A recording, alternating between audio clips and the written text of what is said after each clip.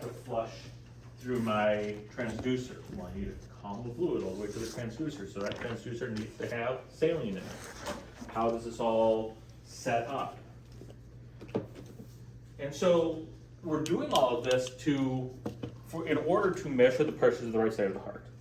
Now remember, when we're doing the left heart cath, there is a little bit of hemodynamics on the left heart cath. Not much, there's a little bit of hemodynamics. You've probably seen this in lab where they record the LV and the aortic pressures. And that's about the extent. If you're just doing a true left heart cath, that's about the extent. What is the LV pressure? What is the aortic pressure? Everything else on the left heart cath is primarily imaging. LV gram, coronary angiography, maybe an aortogram. It is imaging, imaging, imaging, imaging. Whereas on the right side of the heart, we start off by saying that very rarely do we image on the right side of the heart. There are a few procedures that we do in the right heart cath that would require imaging.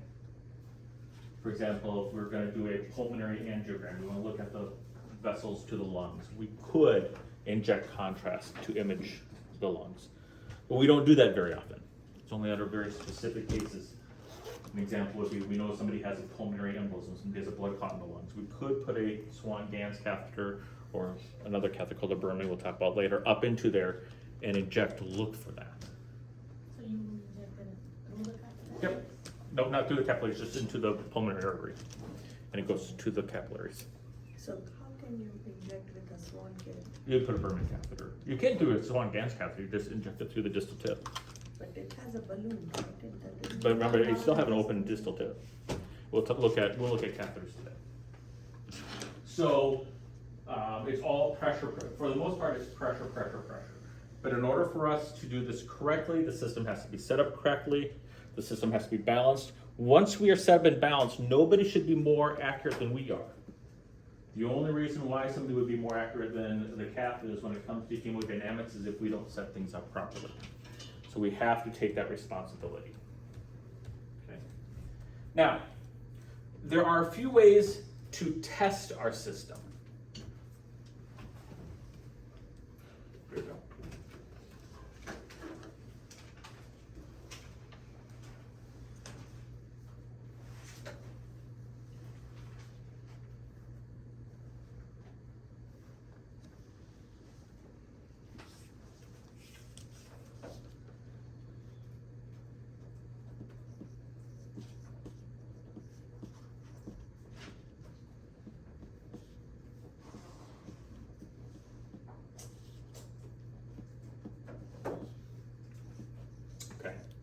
There's ways to test our hemodynamic system before we hook it up to the patient.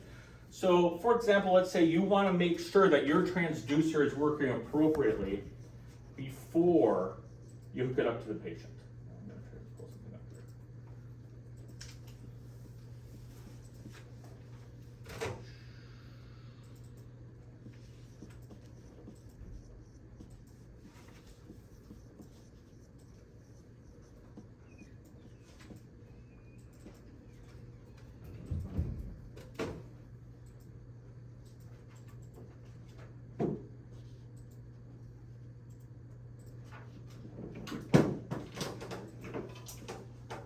That was weird.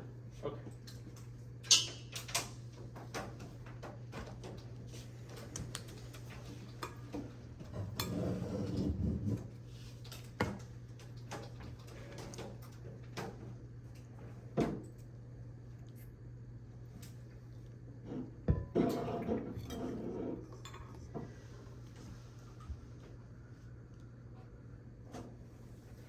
So one is called direct pressure, and direct pressure is basically you hook up the pump of a sphygmomanometer. Remember that thing that you pump up for the blood pressure cuff? By the way, the fancy name for a blood pressure cuff is a sphygmomanometer.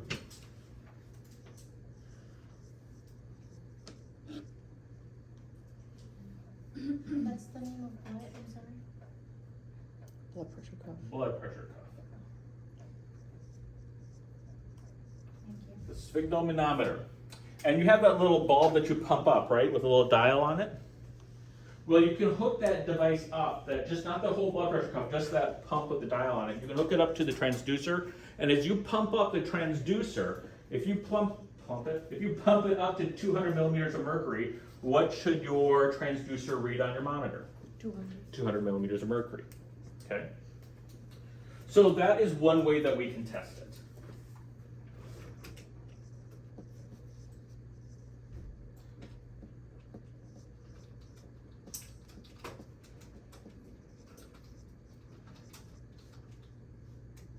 I'm trying to pull up this picture of this.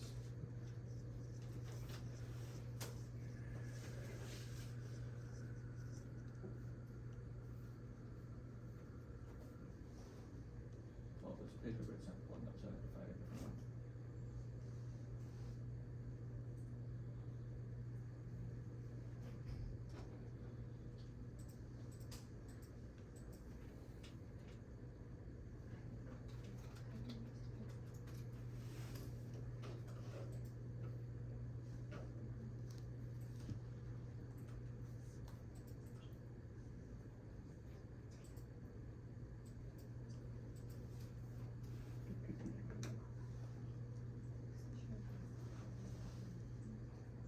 Give me a second.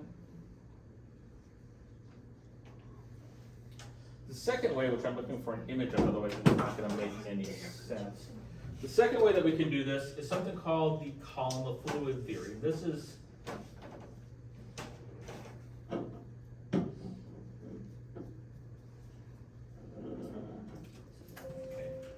there's the column of fluid test, which I am trying to pull up right now, but it's not pulling it up off of my picture.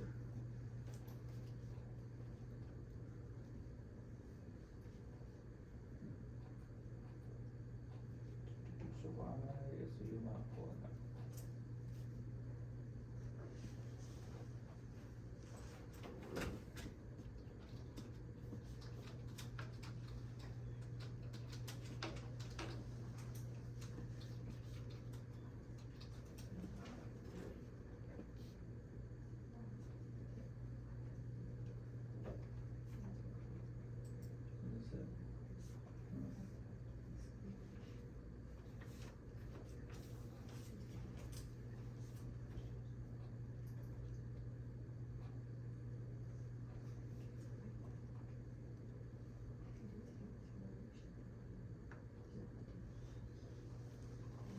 The idea of this, while I'm looking for this picture,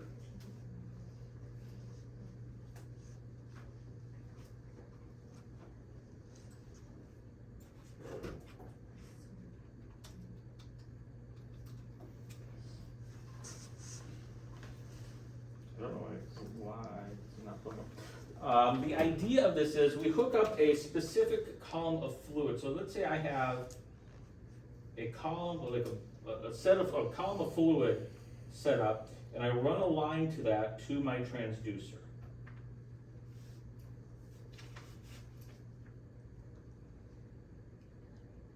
Okay. So I have a column of fluid hooked up to it. Okay. So I fill up this kind of this pipette thing, this little kind of we would call it a pipette or a capillary set. It's a tube that you fill with fluid to a certain level. And you hang it from an IV pole and you connect that to your transducer. Now, based upon the theory of gravity, we know exactly how much certain levels of columns of saline should weigh when we hang it at the level of the transducer. By taking that information, when we hook up this column of fluid to the transducer should read X amount of pressure. And if it doesn't, then your transducer is off. So this does not take into effect leveling. You would have to have zeroed by this time, but it doesn't care about where the level is. It's just testing the transducer itself. When we apply a specific amount of pressure to that transducer, does that transducer read the pressure that it should? Okay? So this doesn't test if it's level at all. This is just testing, is the transducer itself working? Transducers can go bad. Transducers can be broken. Transducers sometimes just don't work for whatever reason. So these two methods are utilized to test the transducer. You have to do this after it's been zeroed, so it has something, so it knows what zero is, so it can show you the pressure from zero. So you have to have zeroed this, but it doesn't really matter if it's leveled or not. It's just taking the point at zero, wherever it's at, and then we apply this column of fluid or this pressure to the transducer, and does the transducer read what it should be? If it does not, the transducer is bad and we should throw it away. Okay? So these are just ways to test it. Now, do we do this very often? No. Why would we not do this very often? Just hook up another transducer. Yeah, it's just easier just to hook up another transducer. It's probably cheaper to hook up another transducer. Okay? There's very few reasons why you'd want to do a quality assurance or this is called a QA, a quality assurance, on a transducer. Very, very few reasons to do this. Biomed might come by, oops, if I can spell.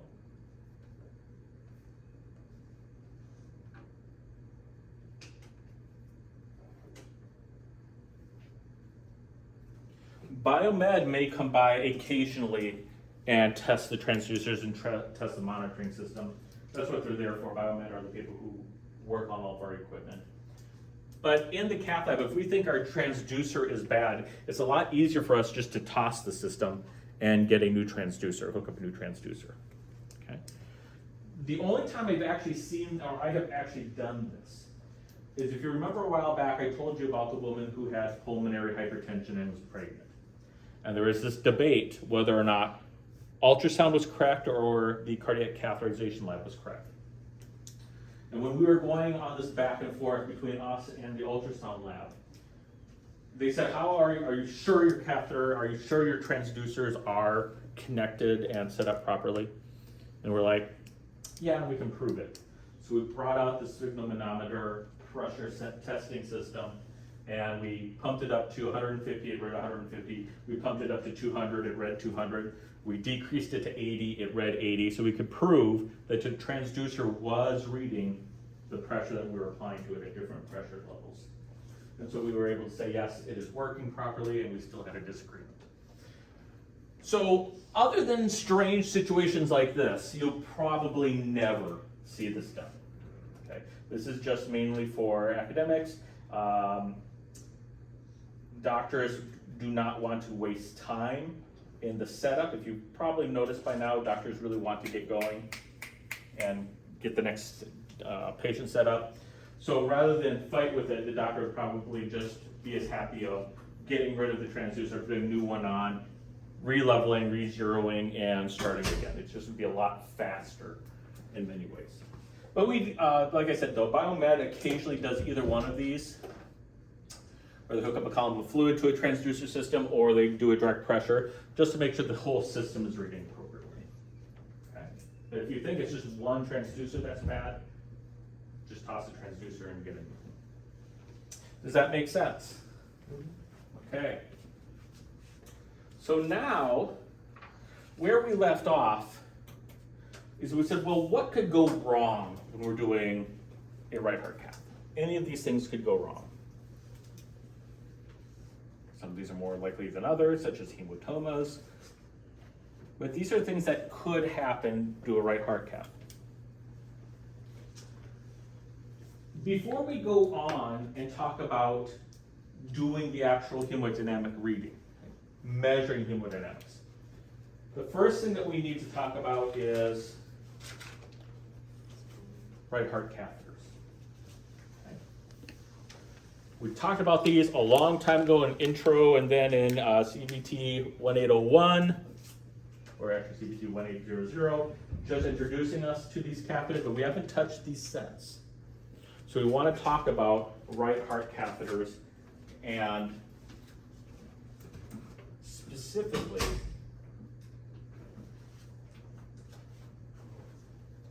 I think I have like a whole bunch of these to give you. The guy at my facility has his entire room filled with things that I'm gonna pick up this week for you. fantastic.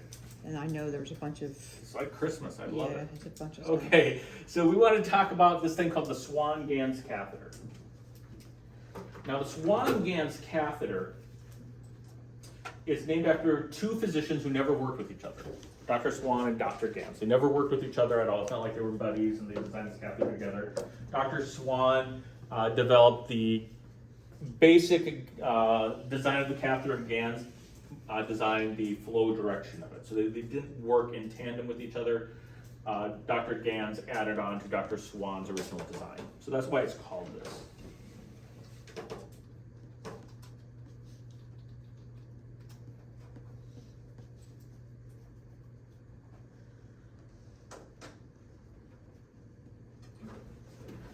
So, there is another type of catheter called the Berman catheter.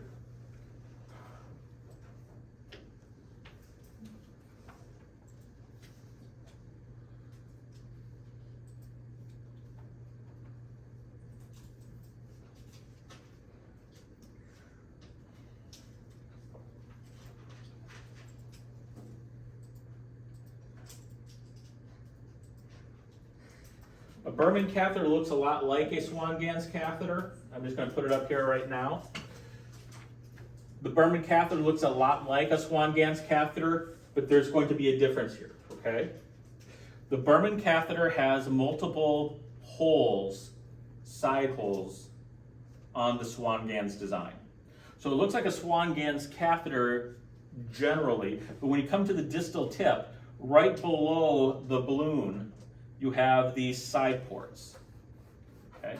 So the entire, to give you an idea of what's going on here, just to show you to draw you a picture here. So when we talk about a Berman catheter,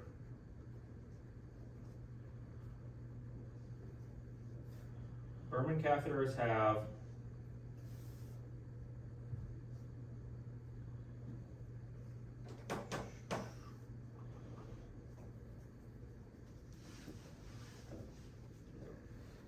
two lumens. We'll talk about multi-lumen catheter.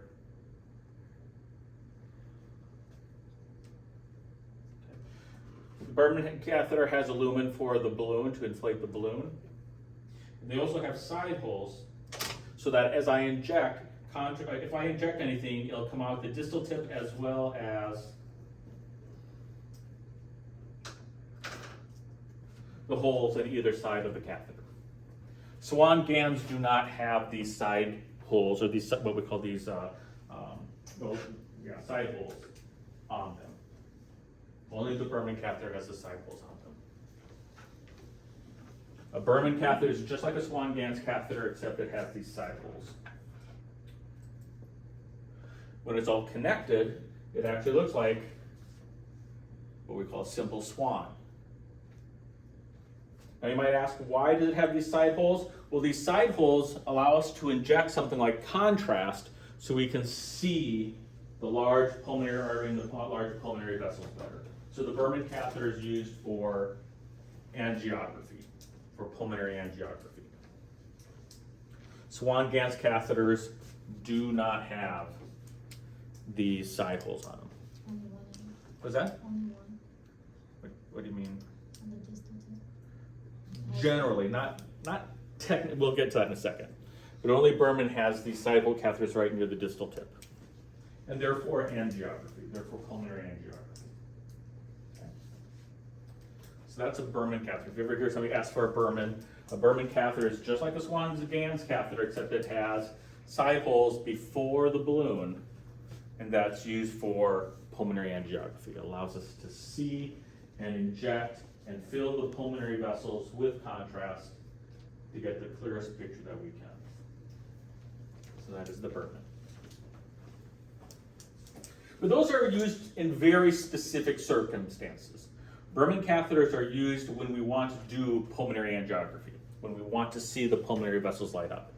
Remember, however, that most right heart cath, that's not our goal. The majority of right heart caths were just in there to measure pressures, to measure the hemodynamic function of the chambers and how the valves are functioning. So most of them will not use a Berman. Most of them will use a Swan-Ganz catheter. So let's talk about Swan-Ganz catheters for a second. Okay. Things we need to know about Swan-Ganz catheters.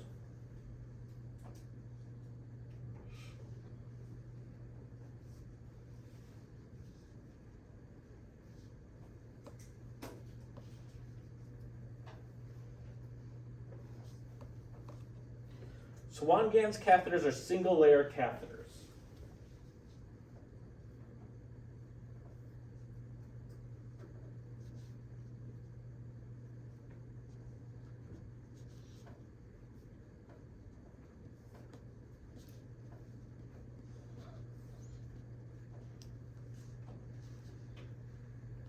Okay. If you remember, left heart catheters are stiff. And the reason why left heart catheters are stiff is they're multi-layered. They have an external polyurethane coating. Beneath that, they have this wire weave that's either nylon or wire weave underneath that to give it stiffness. And then underneath that or around that, we have another polyethylene layer. So we have plastic, wire, plastic. It's a multi-layer catheter for lefts. For right heart caths, we don't need that stiffened layer. We don't need that stiffer layer. We don't need that wire mesh layer. So for a right heart catheter, it's a single layer catheter. It's thick, it's a thick layer, but it's a single layer, it's all polyethylene. It is all this plastic coated material, okay? It's all made out of one material. There's not multiple layers to it. It is a thick layer, but there's not separate layers to it. It's not like polyethylene, wire mesh, polyethylene. It's just a thick layer of polyethylene. The second thing we need to know about right heart or Swan-Ganz catheters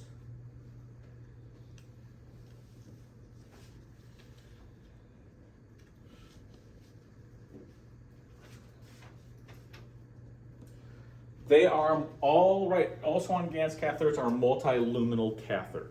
There's multiple layers to this catheter.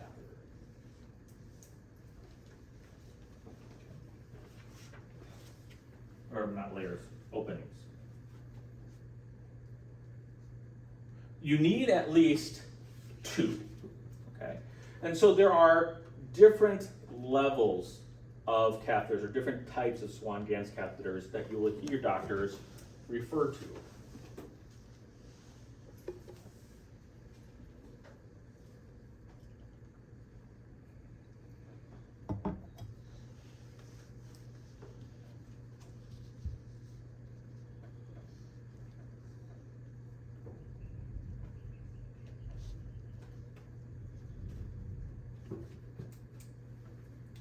There's something called a simple swan. It's a 2-lumen catheter. It means it has 2 spaces in it. And where is my simple swan here? That's my simple swan.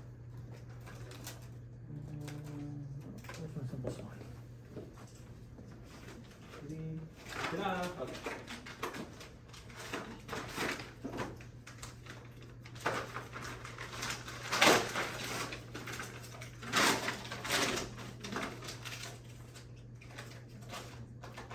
This is a simple swan. It has 2 lumens. Okay. Now, 1 lumen will always be what we call a balloon lumen. It usually has this weird little stopcock or a little sliding sealant, sliding valve on it. Swan-Ganz catheters, this will be part 3, or the third thing, but all have flow direction. They all have a balloon at the tip. So one of the lumens runs all the way through the catheter to the balloon. Okay, it opens up to the balloon. So one of the lumens is always the catheter lumen, or for the balloon.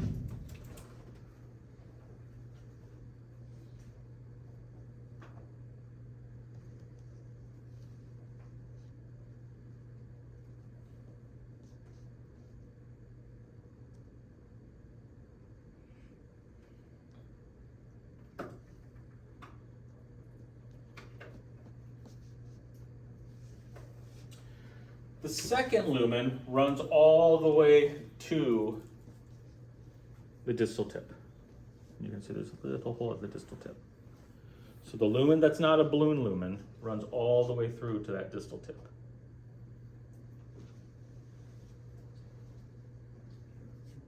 to that little hole there. Okay. So it's a simple swan, 2-lumen swan. Now, that distal tip is what we're going to be utilizing to measure pressure. This is where we measure pressures from.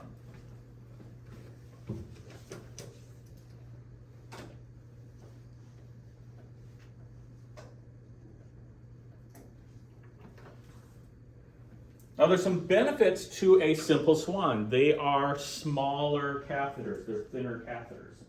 So we don't have to use as wide of a sheath when we do a simple swan.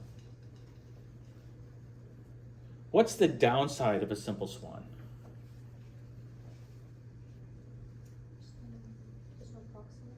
There's no proximate. I can only measure one pressure at a time. And to know how the heart works, what we will do is we're going to compare pressure. So if I can measure multiple chambers at the same time, I can compare them equally. With this, I can only measure one chamber at a time. I can only measure the right atria, and then I slide this into the right ventricle, and I measure the right ventricle. The problem with that is from the time I was in the right atria to when I go into the right ventricle, the heart rate could change, the patient's respirations could change, and that will throw off my comparative measurements. To be able to compare measurements, I have to have the same heart rate and the same respiratory rate, etc. And with this, I lose some of that ability. I can only measure one chamber at a time. But it's small, it's simple, it's easy, it's fast.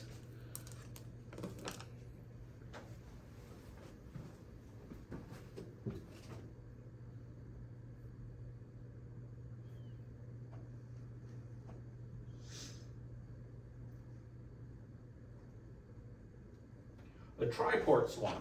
Now, how many would this have? 3. 3. We always have one that is a balloon lumen.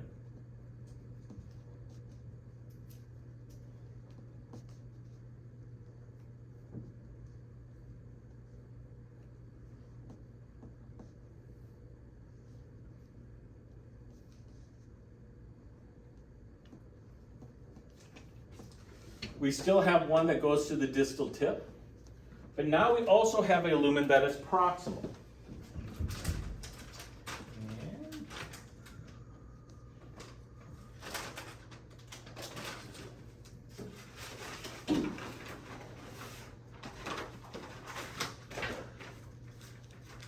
Now, we don't use trilumens very often because if you're using trilumen, you might as well utilize the next one after a trilumen. But they do exist. Most hospitals or most doctors won't use them because if you're going to do a trilumen, then you probably just want this one anyways. It'll just be as easy. So we still have one that is hooked up to a syringe that we are going to inflate, and that's called the balloon lumen. Okay. We have one that is called the distal or the PA. It's called PA distal lumen, PA or distal lumen. And the other one is just called proximal, also known as the injectate lumen if it's this type of swan. It would not have this right here. Okay, it would not have this thing that I hold in my hand right here. It would have these 3 lumens on it. Balloon, distal, proximal. Now you might say, what does it mean by proximal? Well, the proximal is a hole. I have to find it on this side. Where are you? Oh, there it is. Where'd it go?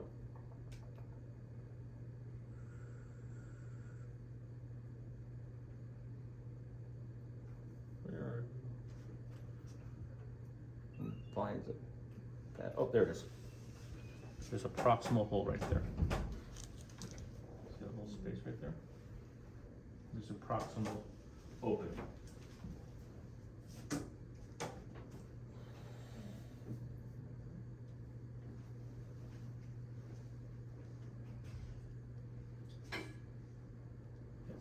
How would you determine which type of swan to use?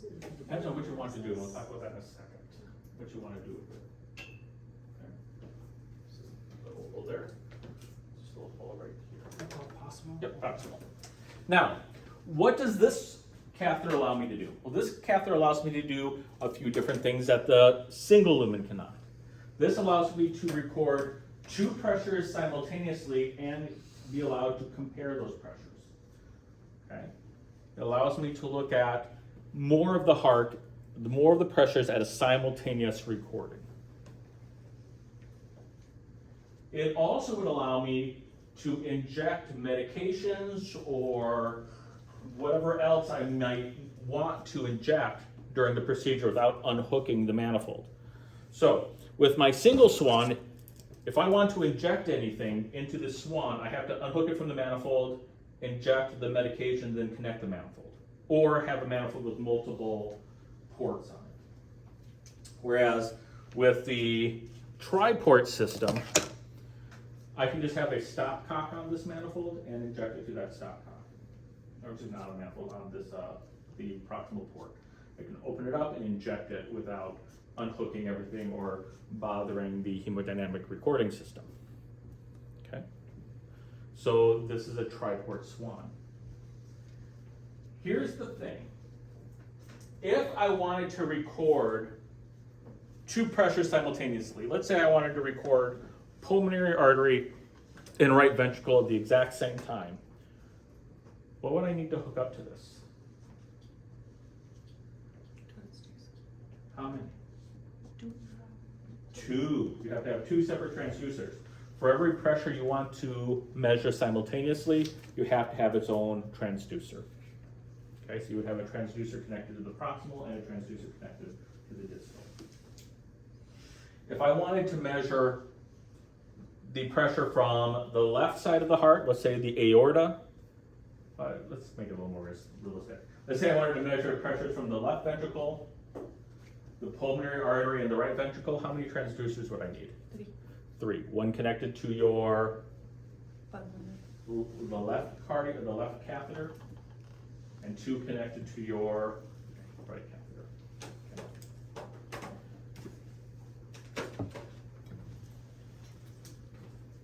Well, then we have this thing called, and what I'm guessing most of you have seen or heard,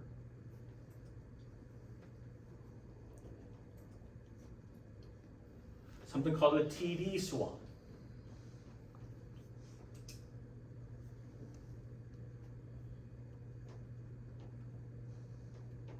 This is part of the tripod as well. Oops, no, sorry, thank you.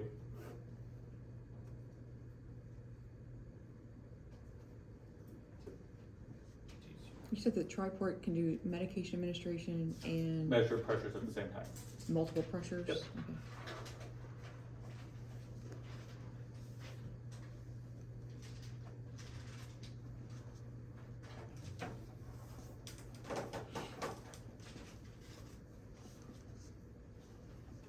Another thing you could say is that you can also draw blood from multiple areas simultaneously too.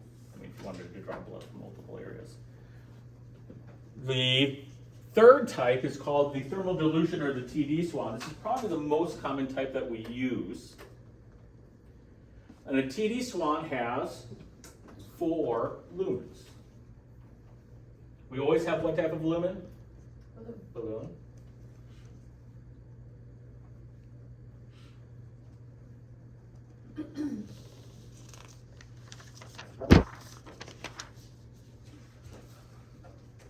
We have a distal or PA lumen, just like before.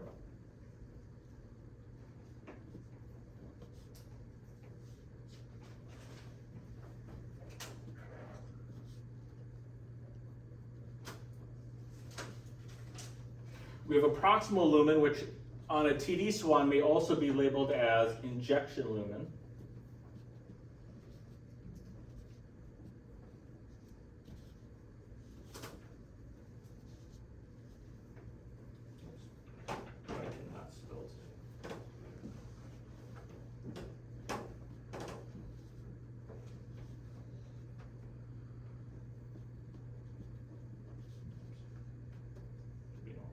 We also have something called a thermistor lumen.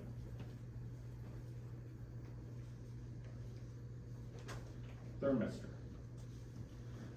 Not a thermostat, not a thermos, a thermistor lumen. You might say, what's the difference? Why can't we just say it's a thermostat or because these words have meaning. This is a TD swan. It's like the triport swan in that I have a balloon lumen. I have a distal port lumen. I have an injection lumen. Then I have this thing right here. This thing right here plugs into a measurement device, a thermistor device. It measures temperature of the blood. Okay? Now, it's not a thermostat. What does a thermostat do? Measures atmospheric temperature. It measures the exact temperature something's at. Okay? It's a thermostat. Measures what the temperature of something is. That's not what this does. It's not what it's intended to do. It does that indirectly, but it's not what it's intended to do. What is a thermos? It maintains temperature, right? A thermos maintains something hot, that's hot, something's cold, that's cold. So a thermostat is something, well, thermostat is actually something that measures and sets temperature. Okay, so if I turn it up, if I turn my thermostat up, what happens? Temperature goes up. Temperature goes up. If I turn it down, it goes Down. down. Okay. What do we call the device that measures temperature in your body? Thermometer. Thermometer, that's right. Thermometer measures the actual set temperature of something. That's not what this says. So a thermostat changes temperature. A thermos maintains temperature. Thermometer measures temperature, but this is a thermistor. So what does this do? A thermistor measures the difference or the change of temperature. Okay? It doesn't tell us exactly what temperature you're at right now. It could do that. But the main function of this is it tells us the change in temperature.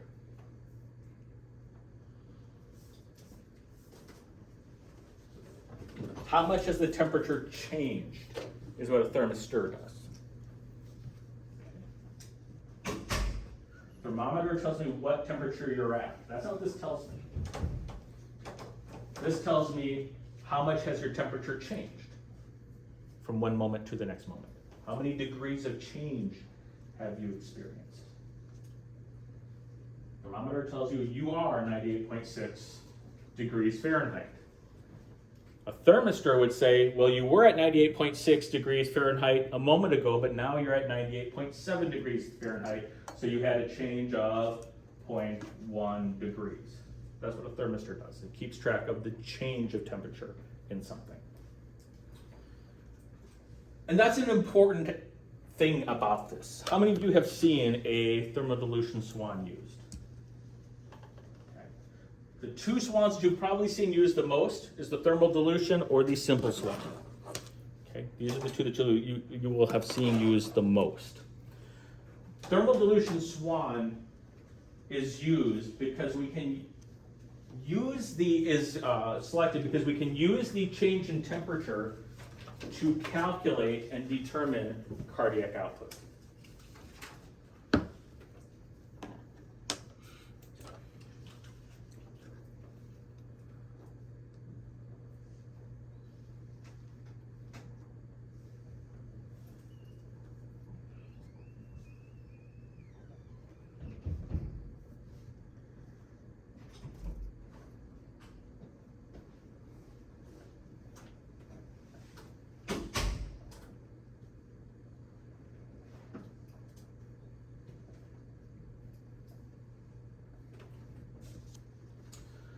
The change in temperature that it senses can be used to calculate what your cardiac output is. Okay. So it gives us another way to determine cardiac output. That means we have 3 ways we can determine cardiac output.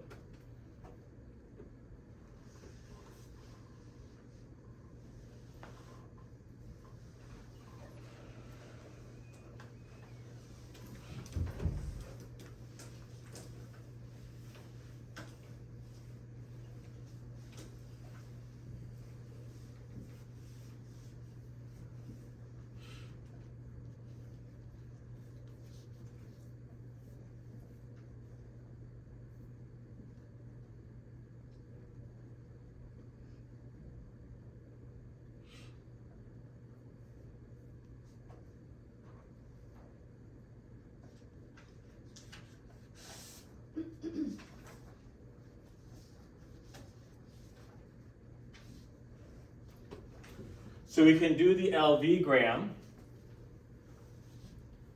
which we calculated cardiac output by volumes. We can use fit cardiac output, it's coming back.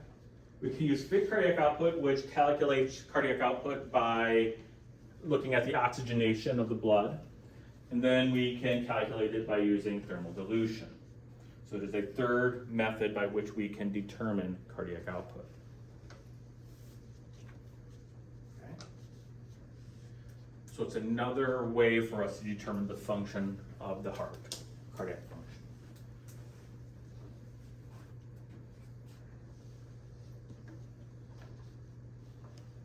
The third one, or excuse me, the fourth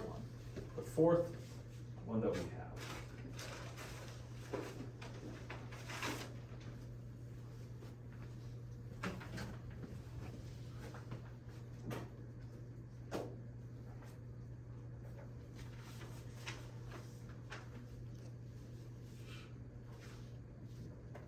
is the CC, we call it the C combo swan or the CCO swan. It is sometimes also referred to as the VIP swan.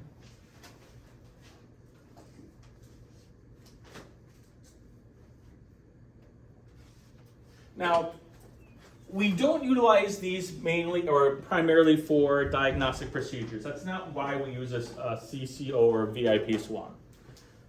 CCO or VIP swans are usually inserted to be long indwelling catheters.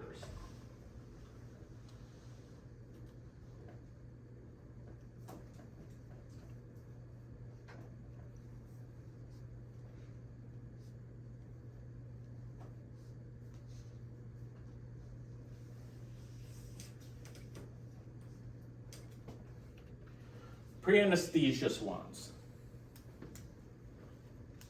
So oftentimes, if we're going to send a patient to the OR directly from the cath lab, as they're going to have an emergent open heart surgery, the anesthesiologist may ask us to insert a VIP swan into the body. Okay. Now, a VIP swan has multiple lumens, and it just depends on the type of VIP swan that you have. For example, let me show you this one.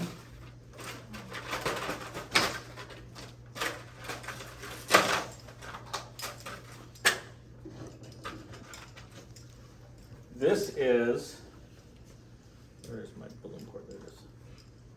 This is my balloon port. Okay. It has a proximal distal.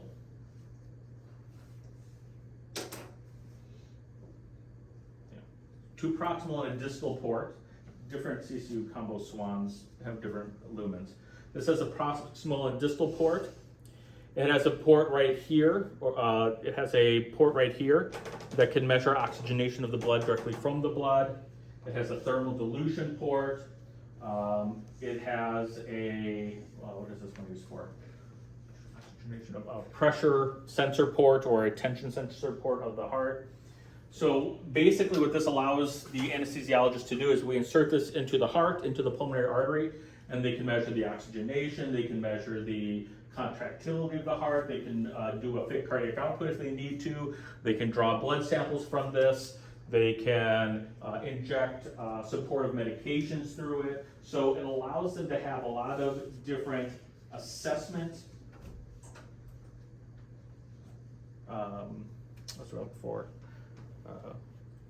Modalities on it, and it allows them to then sense and detect changes the patient might be going under while they're under anesthesia, very directly and in real time. Okay, so it's very, very accurate. We would not use this for a heart cath. For a general heart cath, we would not use a VIP swan. A VIP swan is something that we generally insert before a patient goes to surgery. It allows the anesthesiologist a lot of control. This one in specific has, I can't remember which one of the sensors this has. The monitor swan.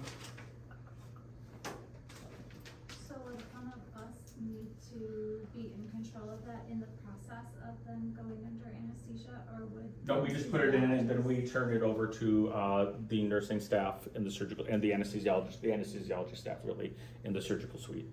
All we're doing is we're inserting it. We're not going to be doing anything with it. Now the doctor, before we send them to the surgery, might say, hey, we have a swan in there anyways, let's do a quick thermal dilution while they're setting up surgery. Let's pull sats and do a quick fic before they go to surgery. But other than that, it's really put in, move them to surgery, and the anesthesiologist will hook the equipment up, hook the devices up. We don't even have, in the cath lab, we don't even have monitors for the majority of these connections. It's just nothing that we would not monitor normally in a heart cath. There's no reason for us to monitor it. So that's what a CCO combo is. So if you ever hear somebody say, hey, give me a VIP or CCO combo, more than likely that's going to be inserted for a surgical procedure that's going to be happening later on. Okay. So the ones that we're going to see the most of are thermal dilution swans and simple swans.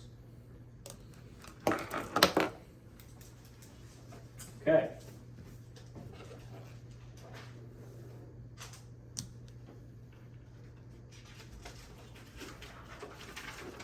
So they're single layer catheter, they're multi-lumen. We have several different types of multi-lumen catheters.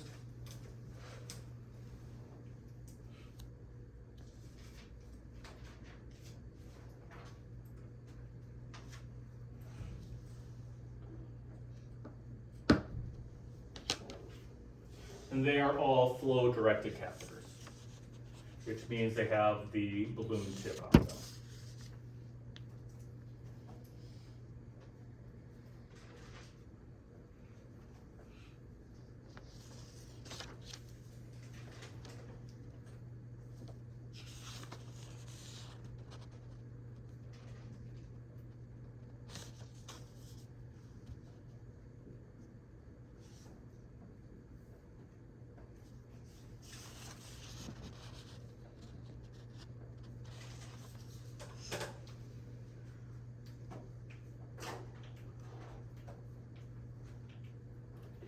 All Swan-Ganz catheters generally are designed for an antegrade approach.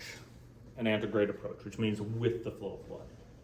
So what we do is we inflate this balloon, and we will still insert it into the body to get it there sooner. But what the balloon will do is it'll take the catheter, and the blood will pull the catheter up with it back to the heart, which is where we want to go. We access the venous side of the heart, and we just flow with it to where we want to be. Doesn't mean that the doctor doesn't have to insert, it just means that the catheter is assisted by the direction of the flow or the flow of blood. Now, this balloon is not the same type of balloon that you would see or you would utilize during angioplasty. It is very soft, very delicate, and very easily bursts.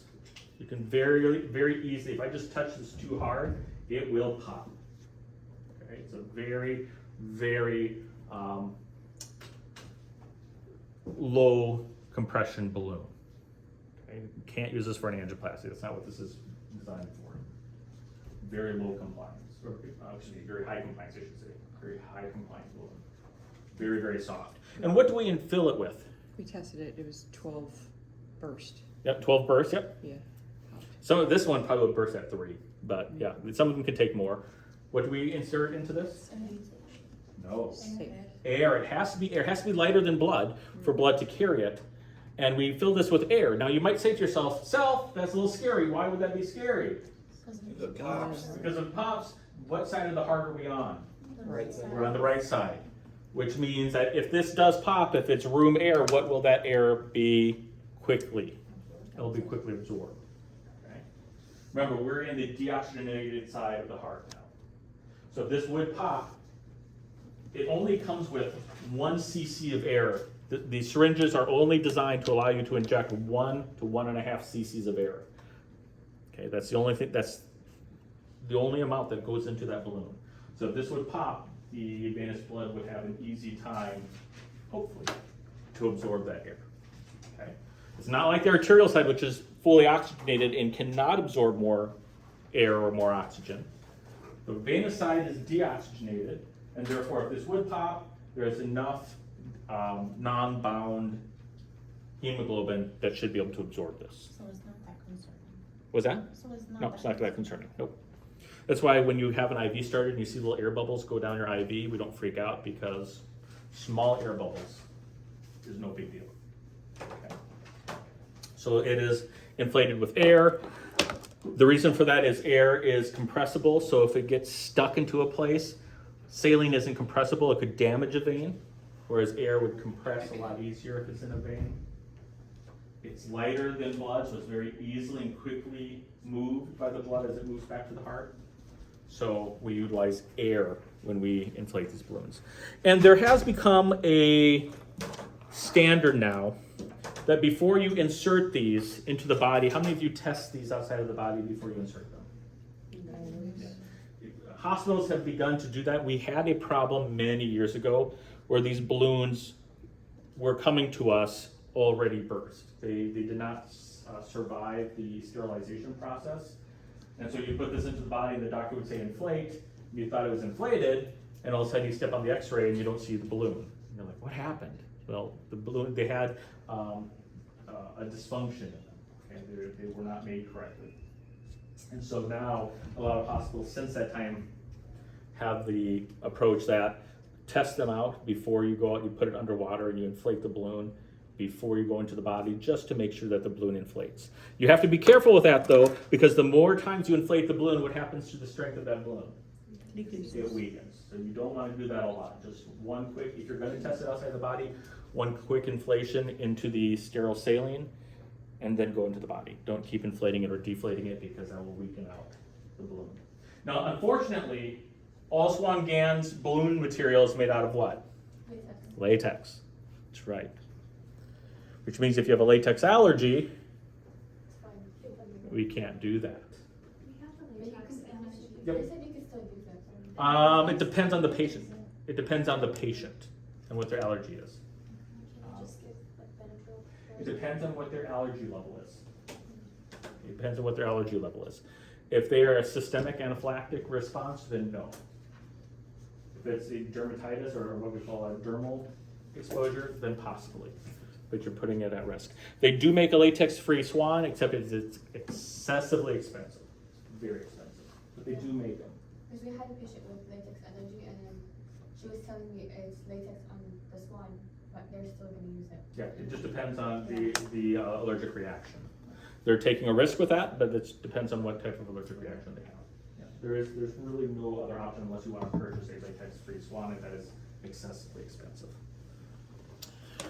There's very little latex, so the likelihood of reaction is low, but if somebody has anaphylactic reaction to latex, my wife has a friend who, if she even walks into a room with a latex balloon, she'll go into a reaction. Can't use it on her. She would go into an anaphylactic response with it. So just depends on the patient's response and what the physician is willing to risk in performing the procedure. Okay, so those are some things about the Swan-Ganz catheter itself. Okay, so the different types, the different utilizations. Let's take a quick 5-minute break. When we come back, we will start talking about utilization of the Swan-Ganz catheter, some things that we want to know about, and prepping them, and start talking about measuring pressure. Sound good? Okay, take about a 5-minute break. Do they come with their own syringes? Yes, they come with their own syringes. And it depends on which Swan you're using, which company you use, but most syringes have a block on them, so you can't pull it back past for the safety mechanism. Otherwise, they come with a 1 cc syringe that just can't hold anything more than 1 cc.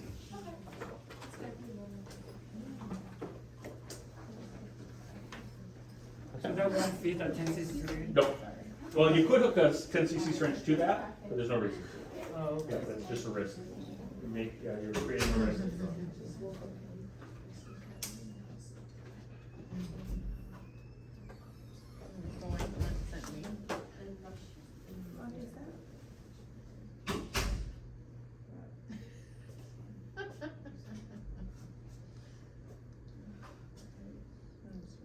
It's tomorrow, right? My birthday today. So today? What's your what? I'm having.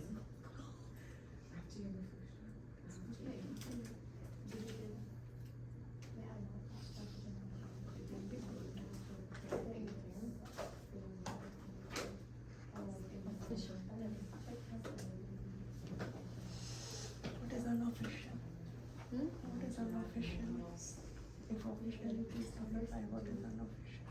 Officially for 1 year.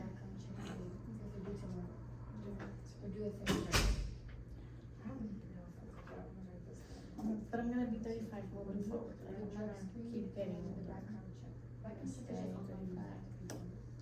You're like my mom.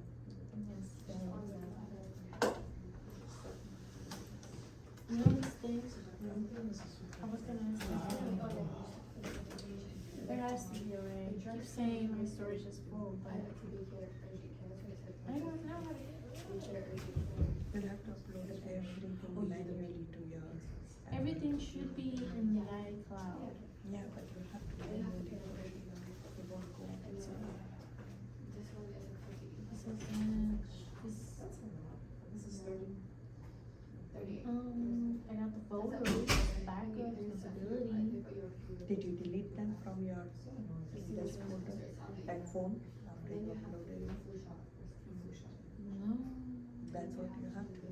So that's backed up. Okay, so I can go into my folder. Yeah, the gallery. You can do those at the same time, the physical and this one in the same day. I went to look more back. And I went super early as I walk in, that's why I went out the key.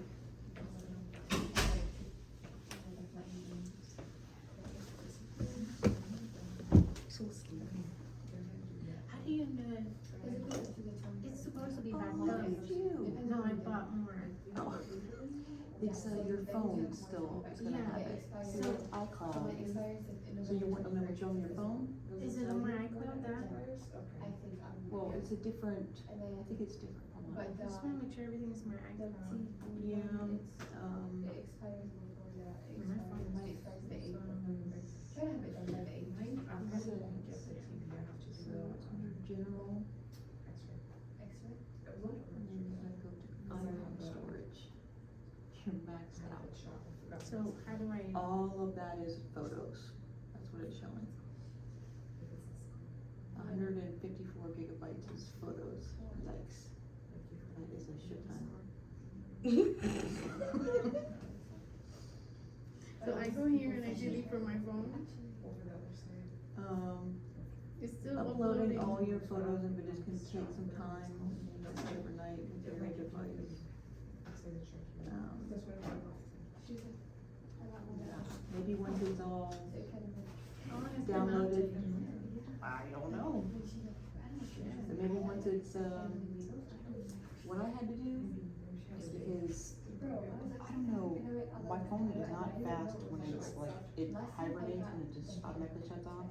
So I had to go on there and you know when it just, your phone will shut off in 30 seconds if you don't touch it. I had to go on there and manually hit to never shut off. And then she took it out And left it on. So And then that's when much to it use took an care of it. Apple, which is Yeah. so And then she was going to come back in 72 hours, so I had to go back inside. And she had So I had to just leave my phone on for it to do, that's how I had to do all my YouTube videos, because my phone just stops doing anything if it shuts down for some reason.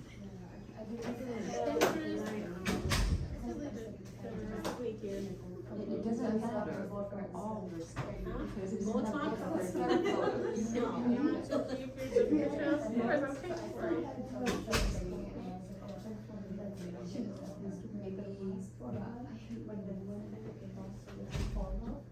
I would Google some videos about how to do it, because that's what I had to do, I can't remember.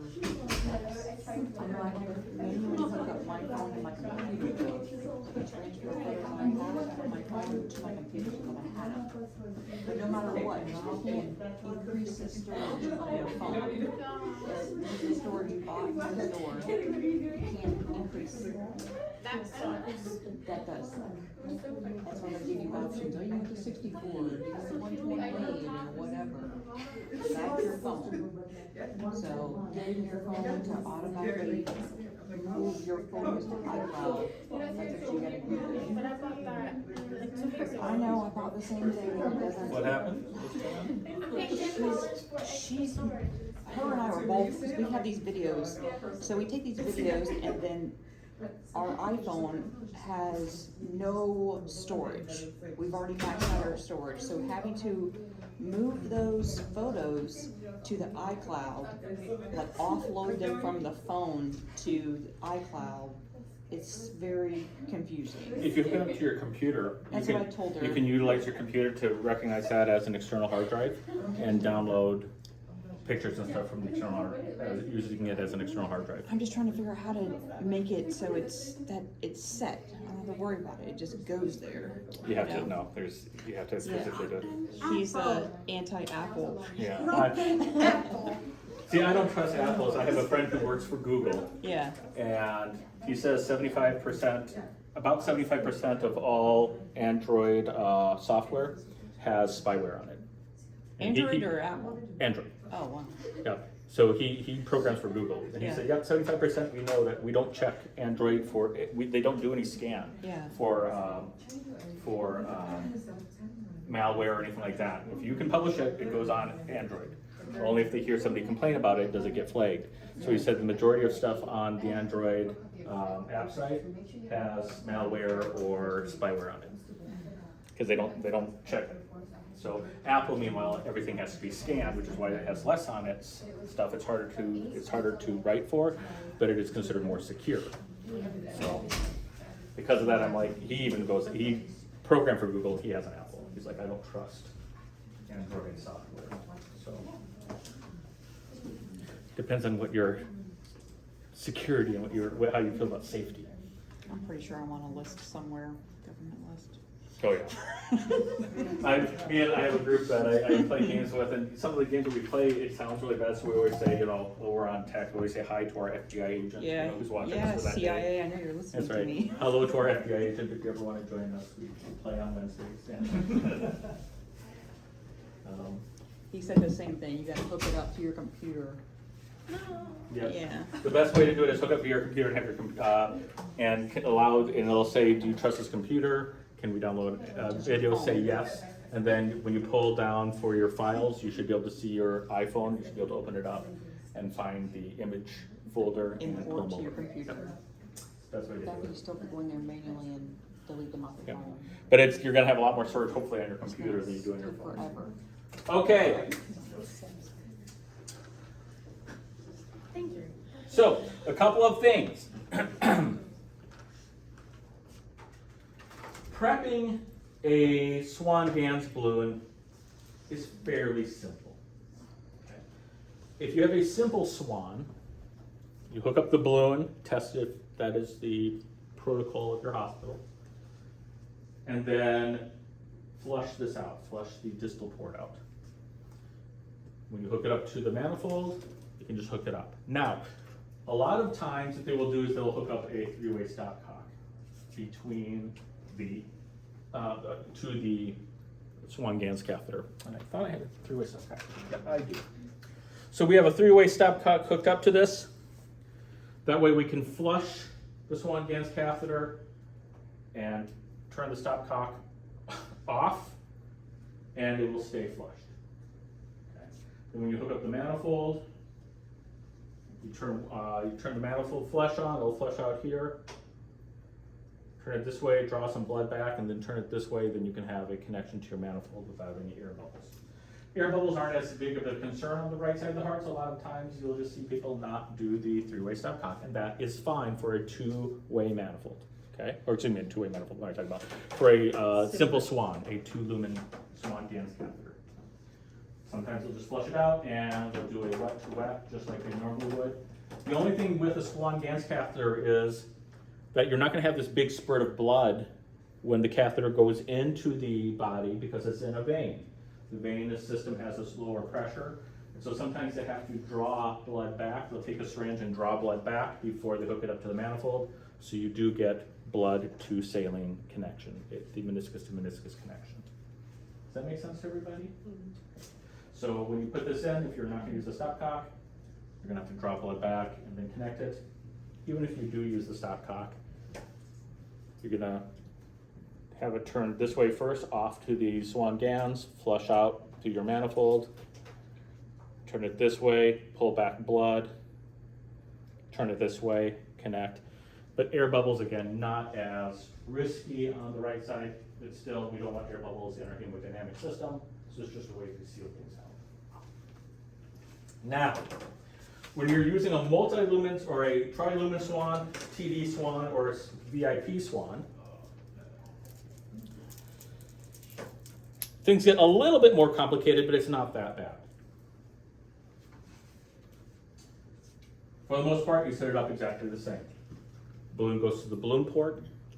And how this little valve works is once you inflate it, you see if you look here, you see how the arrow lines up? That means the valve is open. And once I inflate it, I shift it, now the arrow doesn't line up anymore. That means the valve is closed. Okay, I'll show you again. The valve is open when the arrow is lined up, and I can inflate and deflate the balloon. Once I inflate it, if I want it to stay inflated, I shift it to the side, the arrow no longer lines up, and the valve is closed. Very simple slide valve. If I open it up again, watch what happens. Boop. The balloon deflates. Okay. Can you show us over here? Okay, just shifts. Yep, just shifts to the side. This is only on a three-way. Yep. Well, no, this is on any. That's the balloon. That's the balloon's on any. It's kind of like with swing gans. Yeah, swan gans. Any swan gans has this. Some swan gans have a traditional stopcock. This one has this slide. Okay, just depends on which type of swan, what company you're dealing with. What does this one have? This one has, I think, has a weird one. No, it has a slide as well. I think most of them switch to the slide. I don't think I have any up here that's non-slide. Okay. Some of them have just a simple stopcock. Now, this right here, the thermistor, should not be uncovered until you are ready to connect it to the device, because if it gets wet, it can create problems once it's connected to the monitoring device. Okay? So there will be actually a connector that will be handed off, and actually you'll hand this off and it'll be connected to the thermal dilution system. So keep this cover on until you're ready to connect it. Otherwise, it could become damaged, water gets in there, and sometimes that can create a connection issue on the system. Different hospitals do it different ways. Some hospitals have sterilized cables where they'll throw a cable on and the scrubber connects this. Some of them do not have a sterilized cable, and the scrubber kind of hands this like this and they'll connect it. It just depends on the hospital. Most hospitals have some sort of sterilized cabling system. They'll connect the swan gans to the monitoring system. But until you're ready to connect it, keep this on. Or keep this on, don't take this off. The distal, the distal is the same way, flush it through. Oftentimes you'll see them connect a three-way stopcock. You don't need to, but it's kind of a good way to keep it flushed. Flush it through, and it's just like what we were talking about with the simple swan. Connect it, turn it, pull blood, turn it, and allow it to connect. Now, the distal port needs to have a three-way stopcock attached to it. You have to have something on the distal port, or excuse me, on the proximal port. The proximal port has to have a three-way stopcock attached to it. You might say to yourself, but why? Why does the distal port not have to have a three-way stopcock attached to it? Well, the distal port will be connected to the manifold. Nothing connects to this unless we're going to inject something into the body. Or if you're going to use a second manifold, until the second manifold connects to it, nothing connects to it. Okay. So the proximal port should have a three-way stopcock. You should flush out the proximal port and then turn off the three-way stopcock to maintain that lumen filled with fluid. You don't want air in that lumen. This is going to be connected to the manifold, so this is going to be constantly filled and being utilized to measure pressures. This one may not be connected to a manifold right away, so you want a three-way stopcock on the proximal port. Most will put this three-way stopcock also on the distal port, but you have to have one on the proximal port. The reason for that is if you left this open with nothing connected to that proximal port, this is connected to the manifold, so that's fine. What's going to happen? either blood's gonna come out or air is gonna get sucked in. Because remember, it's a negative system, so the body can actually suction air in through a lumen that's not closed. So if this is left open, your body can suction in a significant amount of air into the venous system. A little bit of air, okay. Large amounts of air, not okay. And even if the pressure is high enough in the vein that it's dribbling out, that internal lumen is going to fill with blood, which increases the risk of clotting within that lumen and blood loss. So to prevent that from happening, the proximal lumen has to have a three-way stopcock on it. Prevent any of that stuff from happening. So you still flush it out, but you flush it out using the three-way stopcock. Okay. The distal port, most of the time, I personally like putting three-way stopcocks on it. It's just added layer of protection. Technically, you don't need to. You can connect it right up to your manifold, no big deal. But I just like using a three-way stopcock. It gives me a little bit more confidence that I am not going to introduce air or clot into the system. Okay, does that make sense? The more lumens you have, the more stopcocks you need. With the left heart cath, we don't worry about stopcocks because we put it in the body, blood comes out, we connect it to the manifold, we're done. Whereas these stopcocks, the pressure is a lot lower, and we have the risk of introducing air. We have an extra lumen that we don't have with left heart catheters. Does that make sense to everybody? Yes? So, at the hospital I'm at, we put a stopcock at the end of the manifold. Yep, you can do that too. Okay. That's just so you can pull blood and stuff. Okay. But for this, you still have to have a stopcock separate for this. It has to be on the Yeah, I on just the didn't know tubing if it itself. like had something to do with the transducer. or- Nope, it just has to do it so you can control and pull blood if need to, or inject nitro. Some hospitals do that, some hospitals don't. It depends on what your hospital's training is.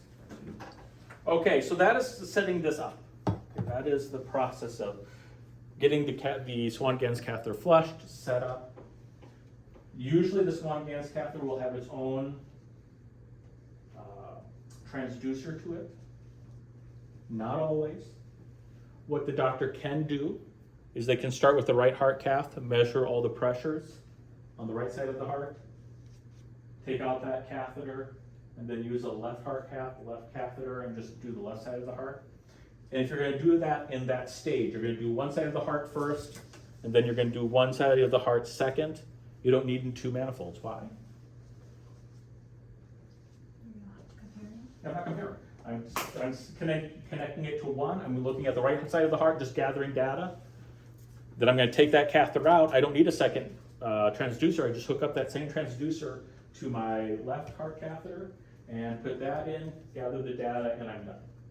So it depends on how you're going to do it. If you want to compare, however, if you want to do any type of comparison of pressures between left and right, you have to have two manifolds. There are even times when we've had 3 and 4 manifolds on a patient. The more comparisons you want to do in real time, that means you need that many manifolds. Okay? So the more the doctor wants to measure in real time, the more manifolds you need. And the doctor will let the staff know before that happens. They might say, we're going to have a 2-manifold, or we're going to have a 2-manifold system for the left side of the heart, so we can look at the aorta and LV at the same time, and a single manifold for the right side of the heart. Okay, so they will tell you if they want anything really abnormal or unusual set up. But the more, for every chamber you want to measure, every pressure you want to measure simultaneously, it needs to have its own dedicated transducer. How many of you have seen a 2-transducer system? We've hooked up 2 transducers before. I have a question. So, if you're measuring 2 pressures simultaneously, how would that show on the monitor? You'd see both at the same time? and You see record both that? waveforms exactly simultaneously. Okay. Yep. And so then we can measure them and compare them simultaneously. And if you had 4 manifolds and you wanted to measure 4 things simultaneously, you would see 4 different waveforms on your screen at the same time. Okay. Any questions? Okay.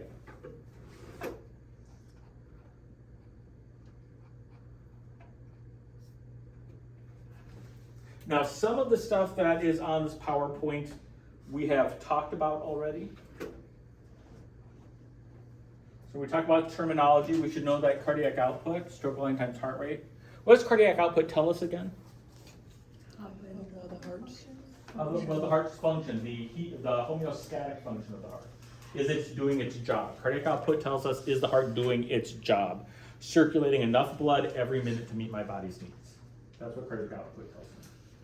What does cardiac index tell me?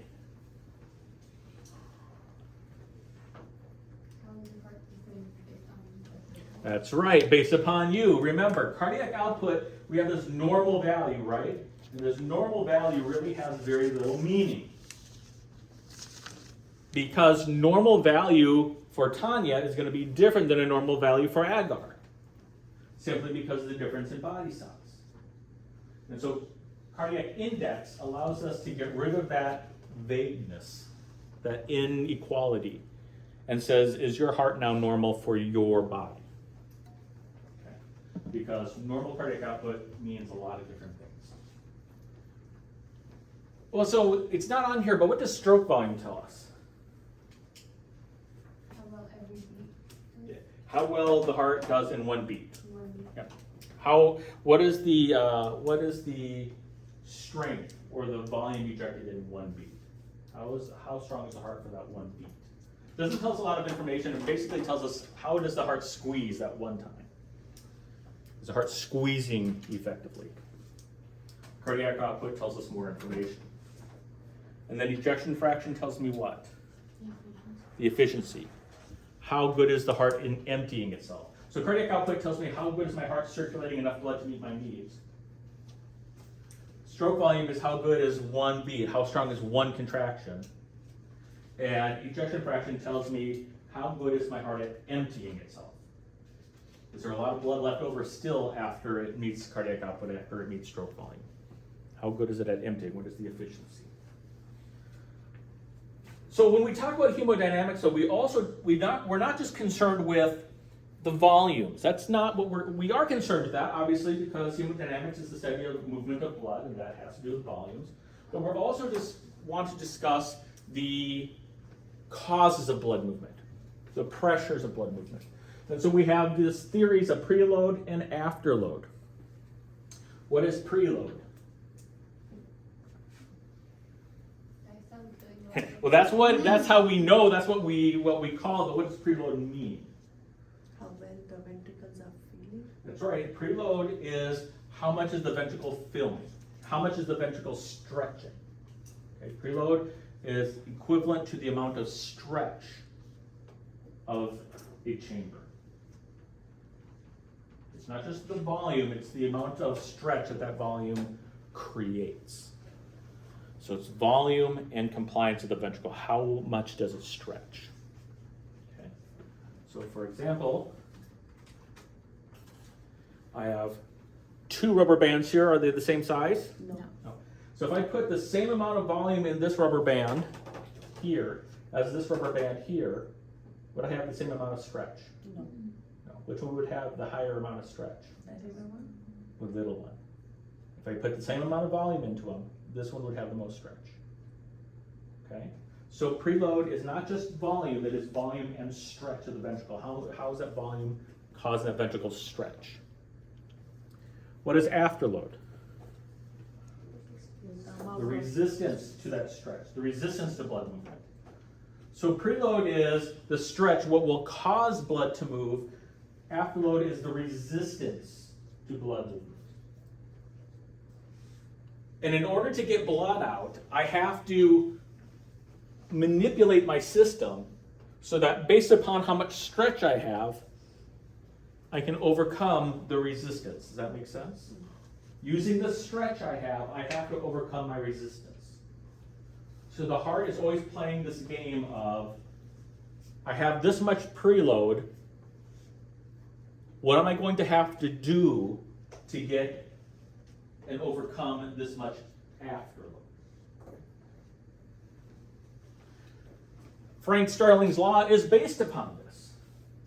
Frank Starling's law basically states that the more I stretch, the more I should be able to contract. The more I stretch, the more energy I have to release.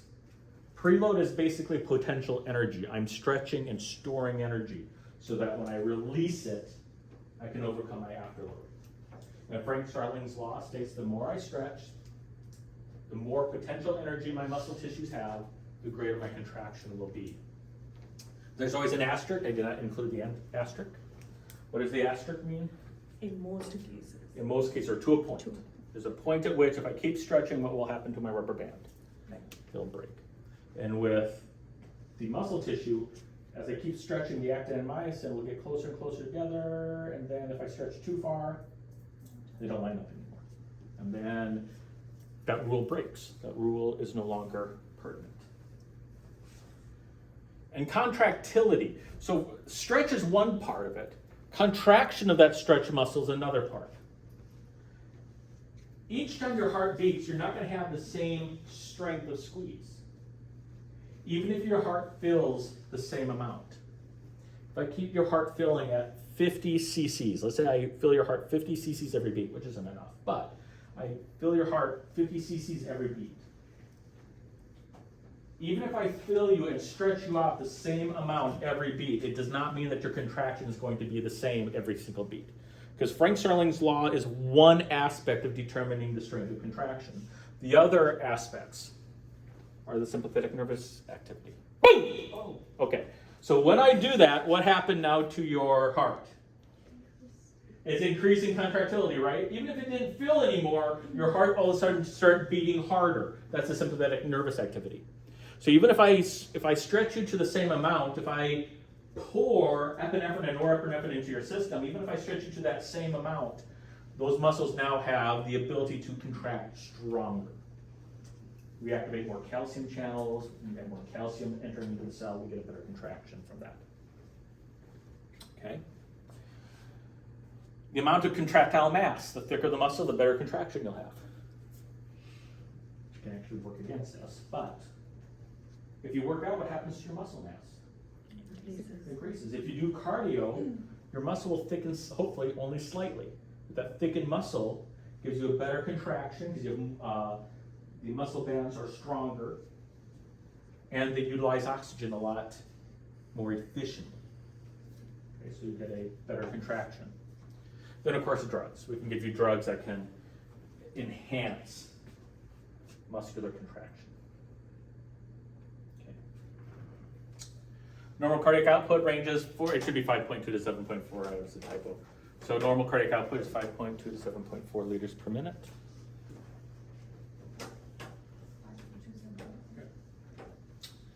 Evaluates the ability of the heart to meet the circulatory needs of the body.